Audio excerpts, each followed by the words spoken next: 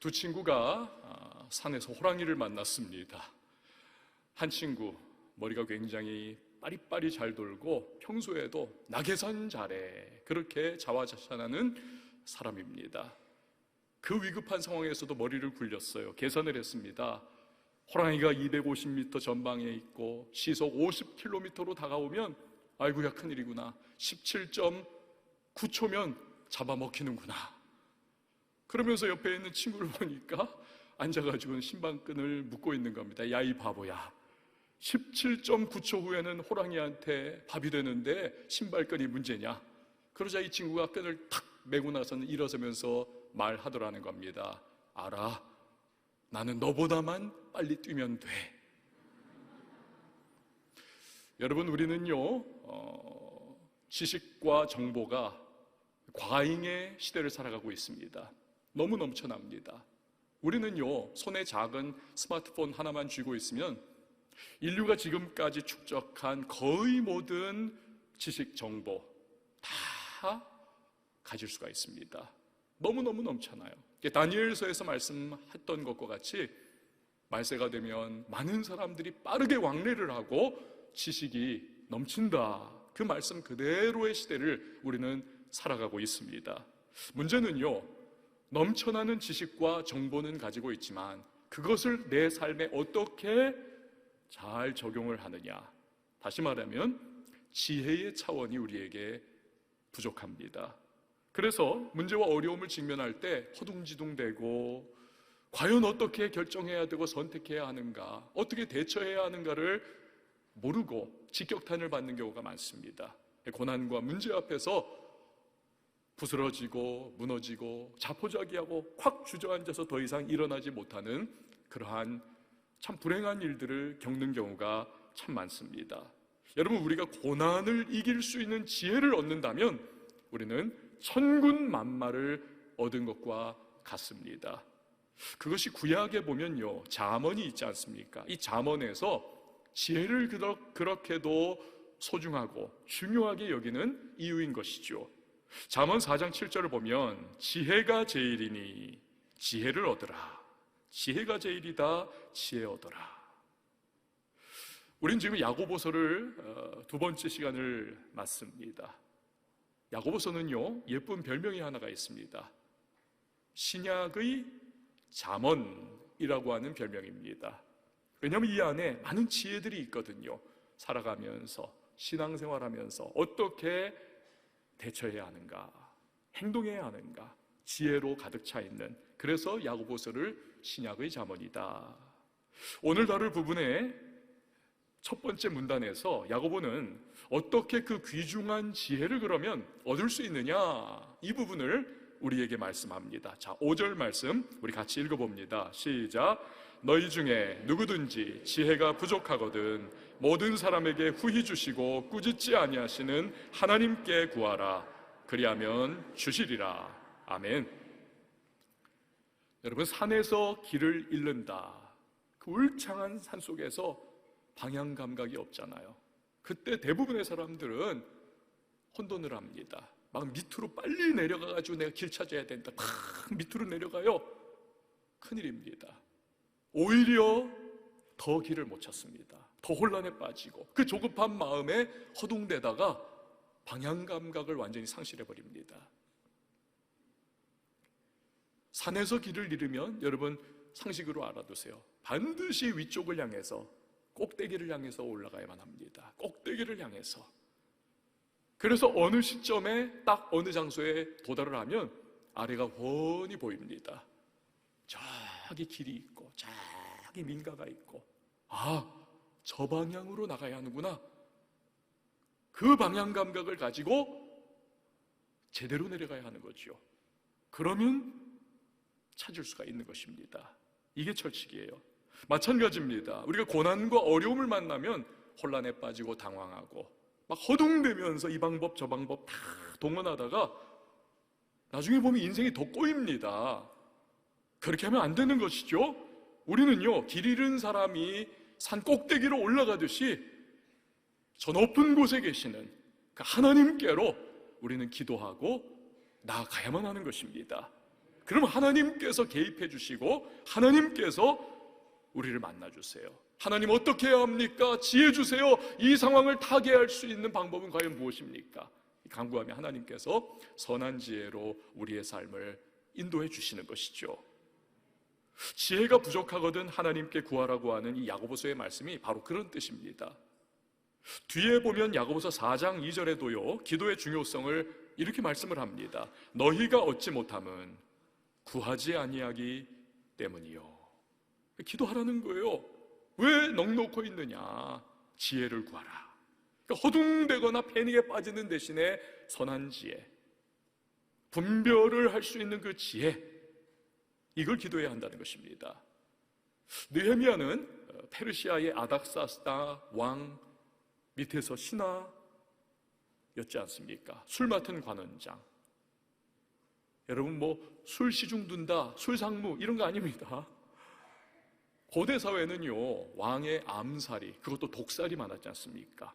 그러니 왕이 어지간히 신뢰하지 않으면 이 음식을 담당하는 관원을 맡기지를 않습니다. 아주 고위공직자예요. 어느 날 느헤미야가 듣습니다. 선조의 땅인 예루살렘에 이방인들이 침입하고, 그래서 그 성벽이 다 무너지고 성문이 불타고 묘실이 막 파헤쳐지고, 그 소식 마음이 너무너무 괴로운 겁니다. 그는 비록 페르시아에서 태어났고 고향 땅 가본 적도 없지만 믿음 가지고 있는 사람 아닙니까? 그러니 얼굴에 수심이 가득해요. 아닥사스다 왕이요 산전수전 겪은 사람이기에 눈치가 아주 빠릅니다. 너 왜 얼굴이 수심이 가득하냐? 왜 그늘이 져있냐? 만약에 요 순간에요 왕이 저놈이 나를 독살하려고 계획을 짜고 있는 것 아닌가, 이 의심을 이걸 해소를 시켜주지 않으면 목달아나는 겁니다. 이게 한마디 한마디가 너무너무 지금 중요한 절체절명의 순간이죠. 느헤미야가 대답을 합니다. 왕이여, 슬퍼할 수밖에 없는 것, 그것은 제 조상의 묘실이 있는 성읍이 무너져 내렸고 불타고 침입을 받았다고 합니다. 그러니 제가 어찌 슬퍼하지 않겠습니까? 누구나 조상이 있고 누구나 조상의 묘실이 있잖아요. 그러니 공감대가 형성되면서 아 그렇구나, 내가 너를 그럼 어떻게 도와주랴. 성경을 보면 느헤미야가 그 순간에 하나님 앞에 묵도했다, 마음속으로 기도했다는 겁니다. 뭘 기도했을까요? 하나님 지혜를 주세요. 뭐라고 대답을 할지 지혜를 주세요. 저를 사용해 주세요. 선한 지혜 부어주세요. 하나님이 그에게 지혜를 주십니다. 그래서 말 한마디 한마디를 도와주시고, 그 말을 들은 이 아닥사스다 왕이 그래 오케이 윤허를 내려가지고 느헤미야가 예루살렘의 총독으로 파견을 받고, 그래서 무너진 성벽을 재건하고 무너진 이 성민의 이 영적인 재건을 이루는 일에 참 귀하게 성공적으로 쓰임받지 않습니까? 참 지혜를 구한 사람의 하나님이 응답 주신 것이죠. 여러분 욥기 28장 23절을 보면요, 지혜는 어디에서 발견이 되는가? 하나님이 그 길을 아시며 있는 곳을 아신다. 하나님이 아신다. 여러분 기도로 지혜를 구하면 하나님께서 주시는 줄 믿으시기를 바랍니다. 열왕기상 3장 11절 이하에서는 지혜를 구하는 솔로몬에게 하나님이 말씀하세요. 이에 하나님이 그에게 이르시되 내가 이것을 구하도다. 자기를 위하여 장수하기를 구하지 아니하며 부도 구하지 아니하며 자기 원수의 생명을 멸하기도 구하지 아니하고 오직 송사를 듣고 분별하는 지혜를 구하였으니, 함께요, 내가 내 말대로 하여 내게 지혜롭고 총명한 마음을 주노니 내 앞에도 너와 같은 자가 없었거니와 내 뒤에도 너와 같은 자가 일어남이 없으리라. 아멘. 여러분 솔로몬은 그러고 보면 태어날 때부터 IQ가 하여튼 150 막 그래가지고 샤프한 사람으로 태어난 것이 아니라는 겁니다. 지혜를 달라고 구했더니 분별하여 아는 이 깨달음의 지혜를 하나님께서 허락해 주신 것이죠. 여러분 왜 하나님께서는 기도로 구할 때 주시는 것입니까? 기도의 정의에 그 답이 있습니다. 기도는 뭡니까? 하나님을 내 삶의 주권자로, 하나님을 절대자로, 하나님을 내 삶의 어떤 문제와 어떤 고난도 해결해 주실 수 있는 전능자로 인정해 드리는 것이, 여러분, 이것이 기도인 것입니다. 기도한다는 것은 우리가요, 하나님을 정말 공경해 드리는 영적 효도의 방법인 것입니다. 그래서 하나님께서는 이런 기도라고 하는 신앙 고백을 너무너무 원하시는 거죠. 어떤 책을 보니까요, 교인들 중에서 이 두 종류의 교인이 있다는 것입니다. 여러분도 한번 나는 어떤 종류에 속하나 판단해 보세요. 한 종류는 하나님을 대했을 때 아주 어른스러운 교인이 있다는 겁니다. 근데 너무 어른스러워가지고 문제를 만나고 어려움을 직면해도 자기가 다 해결하려고 해요. 자기 지혜로, 자기 경험으로, 사람들의 말 듣고 인터넷 검색해보고 은행의 도움도 받고 막 들쑤시면서 자기 지혜로 어른스럽게 다 해결하려고 하는 사람. 그러나 반면에 하나님 앞에서 어린아이 같은 교인도 있다는 것입니다. 미주알 고주알 자기의 대소설을 하나님 앞에 기도로 아뢰면서, 하나님 어쩌면 좋죠, 도와주세요, 지혜를 주세요, 하나님 나 이렇게 힘들어요, 너무너무 슬퍼요, 저 좀 위로해 주세요 하면서 여러 가지 어린아이 투정 부리듯이 그렇게 하나님 앞에 계속 기도하는 그러한 어린아이 같은 성도. 여러분, 어른스러우면 좋죠. 어린아이 같으면 미숙한 거 아닙니까? 그러나 하나님 입장에서 바라보면 누가 더 사랑스러우실까요? 어린아이 같은 성도. 왜 그렇습니까? 이 기도는 관계거든요. 관계. 하나님 저 멀찍이 떨어뜨려 놓고 자기 혼자 살아가는 것이 아니라 늘 하나님 앞에 나아가고 그분과의 관계를 소중히 여기고, 그것이 사람 보기에는 어리석어 보이고 미숙해 보여도 하나님께서는 너무너무 기뻐하신다는 거죠. 너무너무. 지금처럼 GPS 시스템이라든지 그 레이더 시스템이 없을 때입니다. 한 여객선이 붕 하면서 바다를 항해하며 그 캐나다의 앞에 뉴펀드랜드 지대를 지나가고 있습니다. 그러다 딱 멈춰섰어요. 왜냐하면 너무너무 안개가 자욱해서 도저히 눈으로 확인이 안 되는 겁니다. 무슨 일을 당할지 몰라요. 딱 멈춰섰습니다. 그때 한 승객이 선장님을 찾아왔습니다. 선장님, 이 배가 토요일까지 퀘벡이라고 하는 곳에 도착할 수가 있습니까? 불가능합니다. 못 갑니다. 선장님, 저는요 단 한 번도 평생 지금까지 약속을 어겨본 적이 없습니다. 꼭 도착해야 합니다. 안 된다니까요. 그러면 선장님, 우리 여기서 기도하십시다, 하나님께. 선장이 짜증이 나는 거예요. 아니, 자기가 지금 수십 년 선장 노릇을 해왔고 이 지역을 지나가는 것도 이게 벌써 수백 수천 번을 지나갔는데 이 일이 딱 안개가 끼면 꼼짝 못해요. 근데 무슨 기도하자고 자꾸 달려드니까 짜증났습니다. 여보세요, 이 짙은 안개가 보이지도 않습니까? 꼼짝 못해요, 우리는.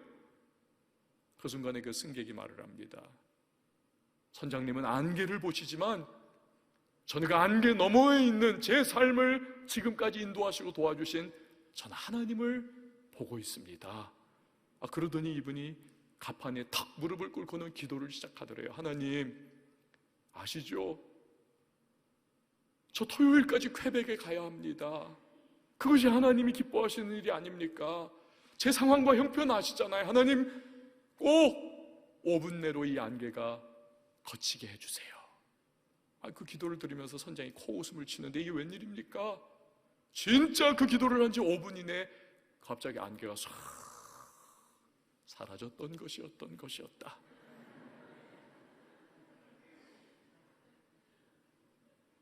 이 선장이 막 뒤집어지는 거예요. 이게 웬일이냐? 여러분, 이분이 누구냐면 그 유명한 기도의 사람, 5만 번 응답받은 조지 뮬러 목사님이었던 겁니다. 그 토요일에 퀘벡에서 집회를 했어야 하는 겁니다.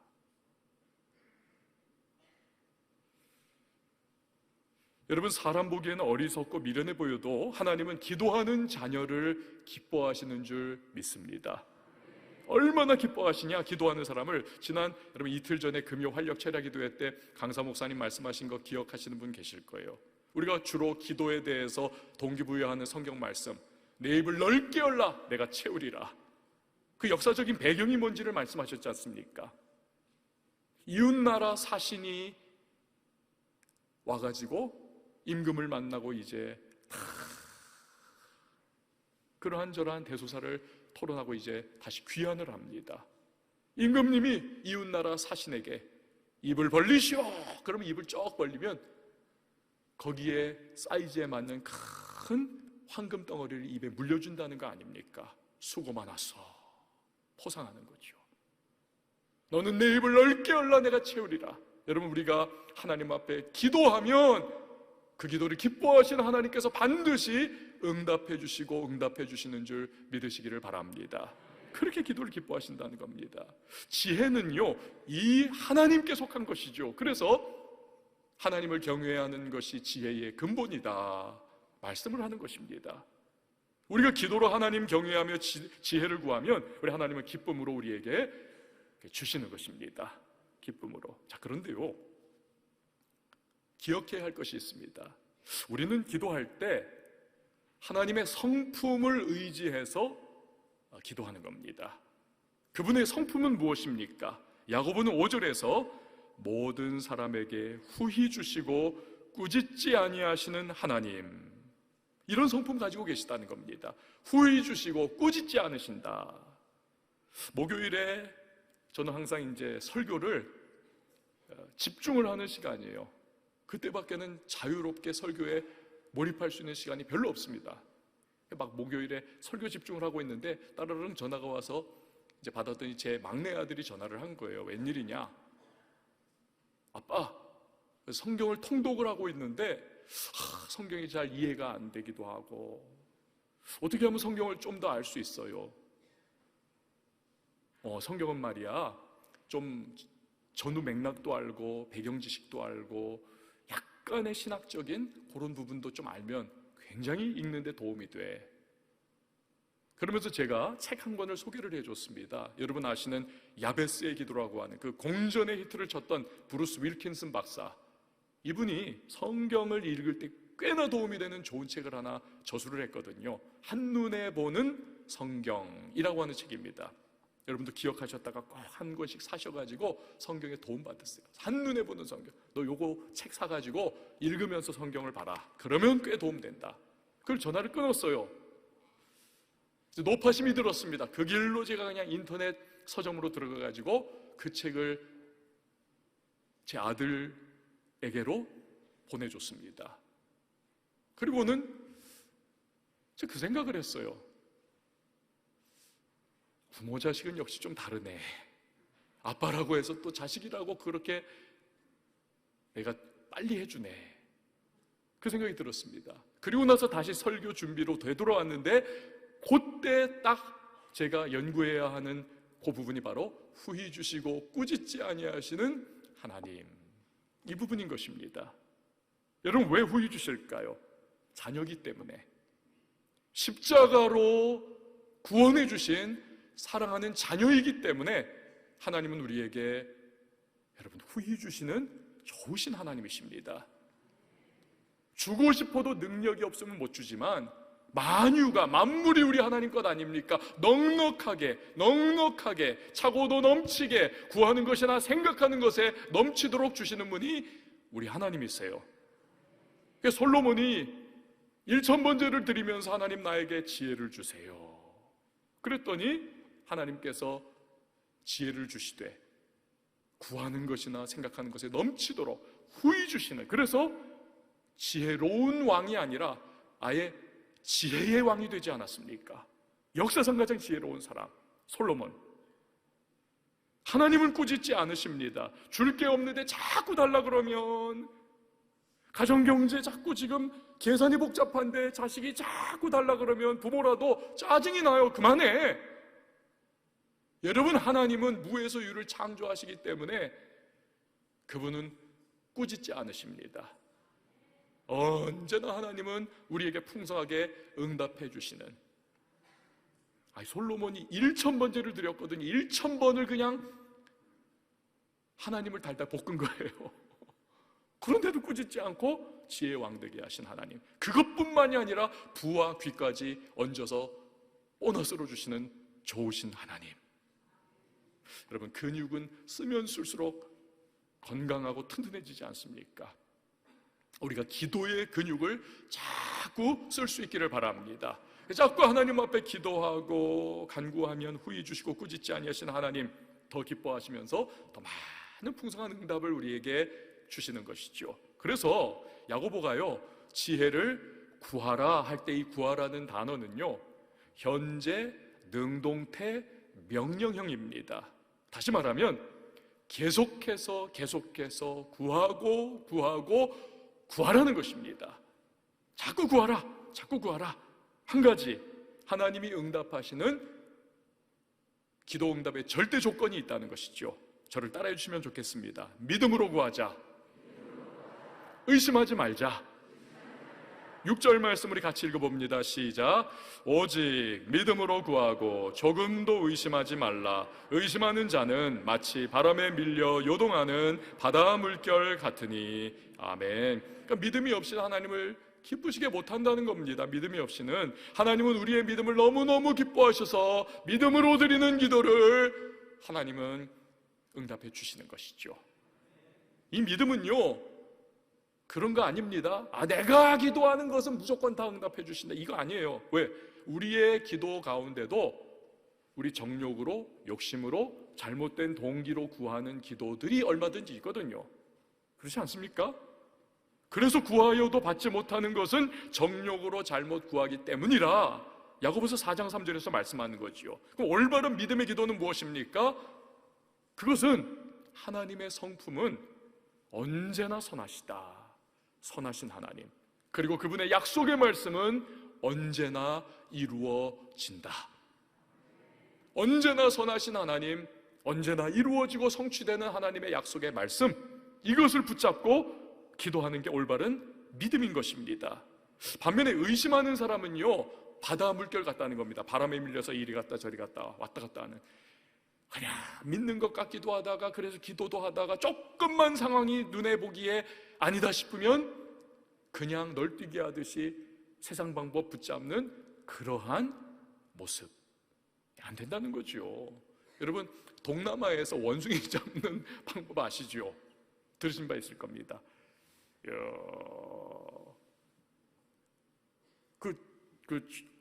조롱박이라고 하죠. 조롱박. 여기를 이렇게 구멍을 뚫어가지고 원숭이 손이 겨우 비집고 들어가게 만들어 놓은 겁니다. 그리고 나서 거기다 쌀을 넣어놔요. 왜냐하면 원숭이가 늘 배가 고프답니다. 그걸 이용하는 거죠, 본능을.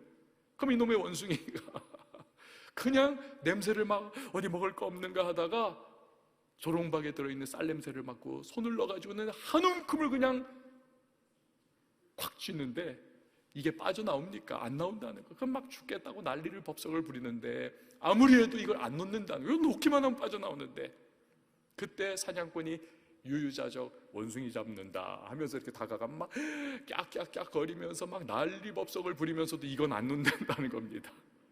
그 쌀 욕심 때문에. 저는 그 이야기를 이렇게 생각하다가, 아이고, 내 모습이 그렇지, 우리가 그렇지. 하나님 앞에 믿는다고 기도하다가도 내 생각을 놓지 못하는 겁니다. 세상 방식을 놓지를 못하는 겁니다. 참 어리석은 거죠.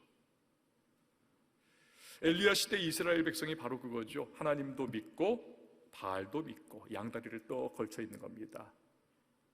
그걸 보면서 엘리야 선지자가 호통을 치지 않습니까? 너희가 어느 때까지 머뭇머뭇하겠느냐? 양단간에 결정 내려라. 하나님이냐 바울이냐, 바알이냐. 여러분, 하나님께 기도하면서도 끝내 의심을 버리지 못하는 사람에게 야고보는 말씀을 합니다. 우리 7절에서 8절 말씀 같이 읽어보시도록 합니다. 7절 8절입니다. 시작. 이런 사람은 무엇이든지 주께 얻기를 생각하지 말라. 두 마음을 품어 모든 일에 정함이 없는 자로다. 아멘. 결국 의심하는 사람은 하나님의 주시는 기쁨과 그 지혜를 누릴 수가 없다는 것입니다. 참 안 된 거죠. 아브라함이 부족한 많은 사람이었지만 믿음의 조상으로 쓰신 이유가 뭡니까? 로마서 4장 19절 이하를 보면 이렇게 말씀을 합니다. 그가 100세나 되어 자기 몸이 죽은 것 같고 사라의 태가 죽은 것 같음을 알고도 믿음이 약하여지지 아니하고 믿음이 없어 하나님의 약속을 의심하지 않고 믿음으로 견고하여져서 하나님께 영광을 돌리며 약속하신 그것을 또한 능히 이루실 줄을 확신하였으니. 그러니까 그는 믿고 믿을 뿐더러 의심의 덫을 뛰어넘었다는 것입니다. 그럴 때 100세의 하나님께서 아들을 주셨고 그를 믿음의 조상으로 붙잡아 위대하게 사용해 주셨다는 것이죠. 할렐루야. 사랑하는 여러분, 우리도 믿음을 가지되 의심치 않는 믿음으로 나갈 수 있기를 바랍니다. 제가 이렇게 여러 목회자분들이 계시지만 제가 늘 신뢰하고 참 이분은 참 좋은 분이야, 이 척 스윈돌 목사님이라고 하는 분이 계십니다. 척 스윈돌 목사님, 생긴 것도 굉장히 목회자스럽게 생기지 않았습니까? 인품도 너무너무 좋고. 그래서 제가 야고보서 매주마다 이제 설교를 준비하고 연구를 할 때 한 30권 정도의 참고 도서를 이제 참조를 하면서 연구를 하는데 저분의 책은 늘 들어있어요. 제가 워낙 좋아하기 때문에.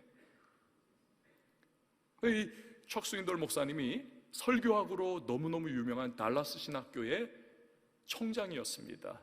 그러다가 65세에 은퇴를 하시고 65세부터 교회 개척을 하셨어요. 달라스 인근에. 그런데 1년 만에 2,000명이 됐습니다. 엄청난 급속 성장을 한 거죠, 교회가.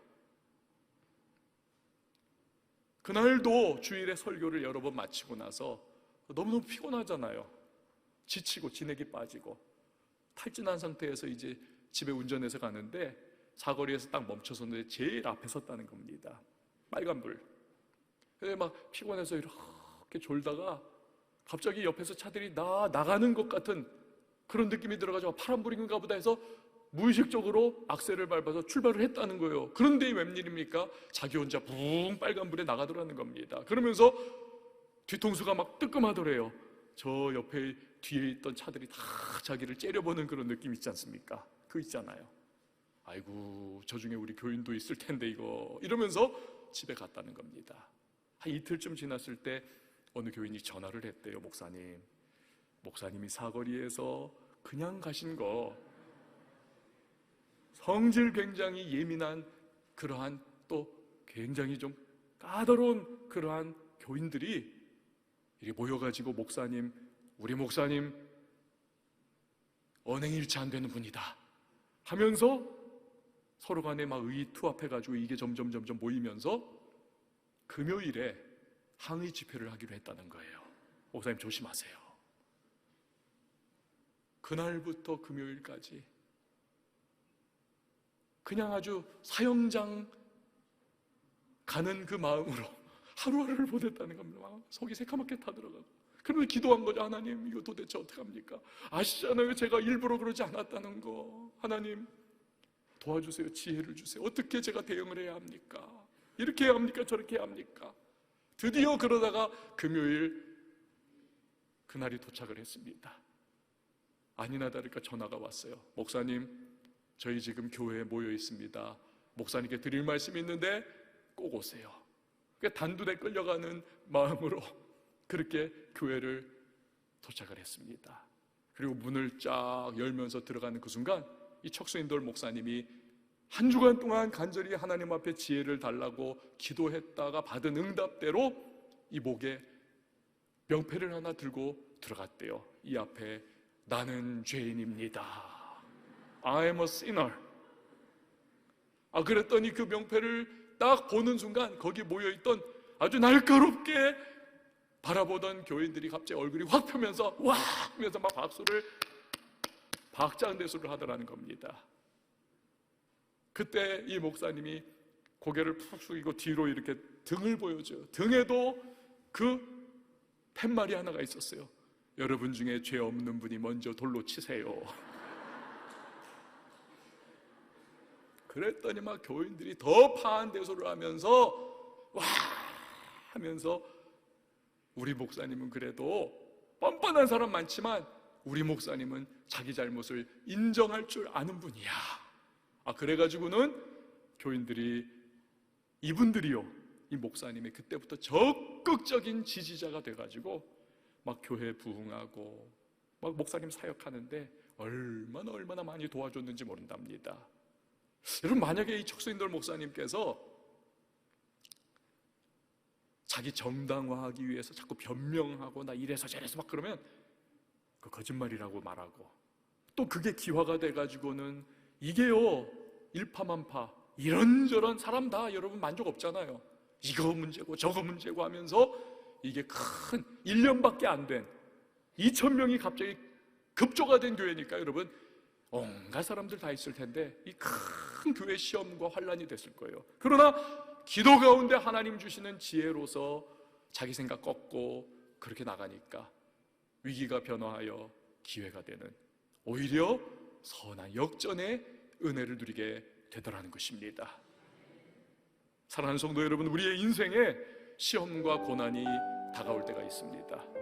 이게 잘 분별하고 대처할 지혜가 그 어느 때보다 우리에게는 필요합니다. 지혜의 근원이신 하나님께 기도하면서 구하고 의심치 않아야 되겠습니다.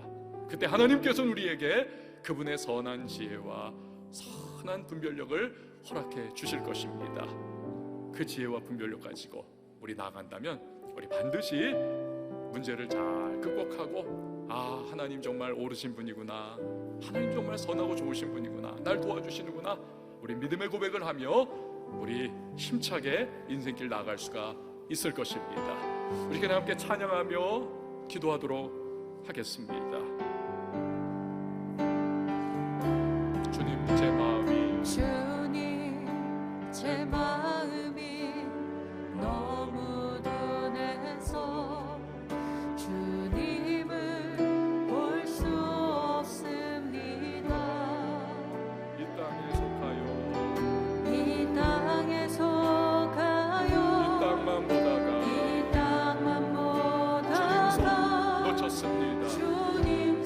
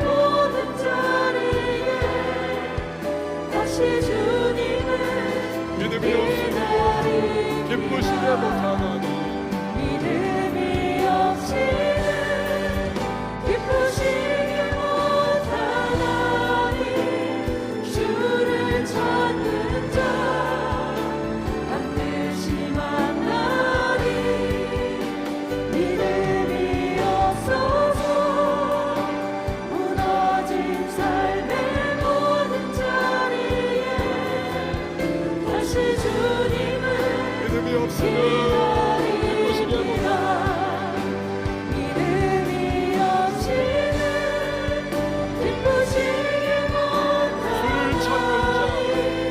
주를 찾는 자 반드시 만나니 믿음이 없어서 무너진 삶의 모든 자리에 다시 주님을